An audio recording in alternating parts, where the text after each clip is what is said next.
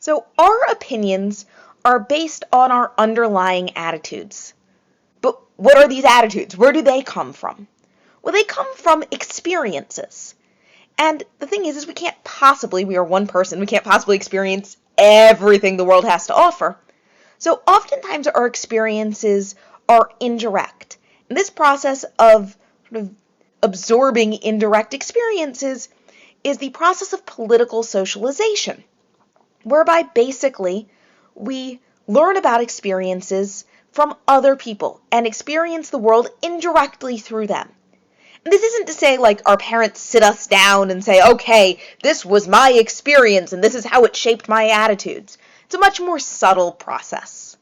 I mention parents because family is the first agent of socialization and really the strongest agent of socialization. You're very likely to adopt similar attitudes to those held by our family members. It does not just have to be our parents. It can be any family members who we are around a lot as kids. And our experiences as children, with them, interacting with them, hearing about their experiences, their views on the world, their underlying attitudes, and as they are perhaps brought to bear on political events that maybe they're telling us about, or on just situations in our life that we happen to witness. Right? As these things are happening, we build our own attitudes, and we typically build them with some sort of payoff. And oftentimes the payoff is acceptance, right? We typically want to be accepted by our families, right? Now, as we grow up, we interact with other agents of socialization. School is an early agent of socialization. And some of that is our teachers, right? How they teach us, how I'm teaching you. But also just the experience of learning stuff can change our underlying attitudes. And certainly learning things means learning about other people's experiences. So that can help shape our attitudes. Now, as we get older, we have our own friends, right? And our peer groups can change our attitudes. Maybe your friends are really different from you, so you're learning new experiences through them, and you're seeing new things through their eyes. So you adopt new attitudes based on these new things you're learning from your friends, and based on the desire to be accepted by your friends. And this happens throughout life. Certainly in the workplace, we might see this happen, and as we experience life through the media, right? The media is reporting to us about the news and about what's happening in the world, and as these things are happening, and we are witnessing them, even just through this mediated lens, they may be shaping our underlying attitudes. Now, for the most part, our attitudes are relatively stable, but again, they can change based on these agents of socialization. And for the most part, when our attitudes change, they do so because we need this psychological payoff of changing them. Gave the example of we might change our attitudes as we see as we change friends and have new friends and new peer groups and want to fit in with that new peer group and see things differently because we have the new peer group. But this can also happen in a number of different ways.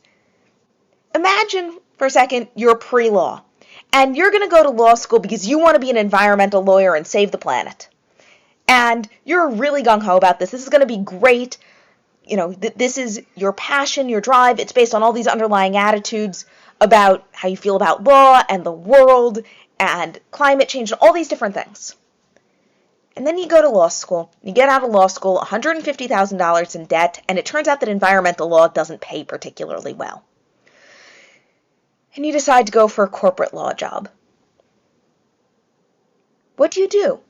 Do you just sit there miserable every day because you're not doing the thing that aligns with your underlying attitudes?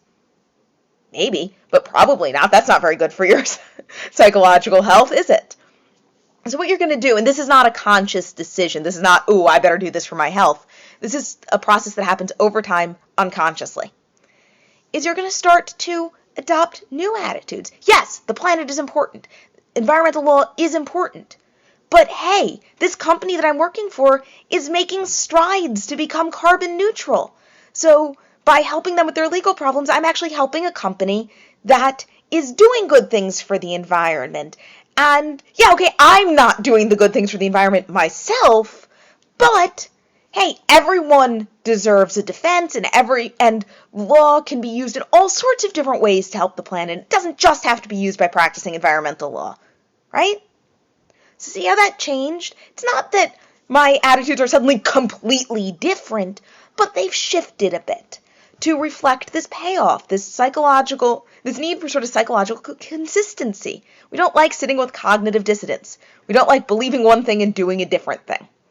So as we grow up, our attitudes can change, but we still do often have those underlying attitudes from our family there, right? They stick with us, and again, they may change over time, but for the most part, our attitudes are relatively stable over long stretches of time.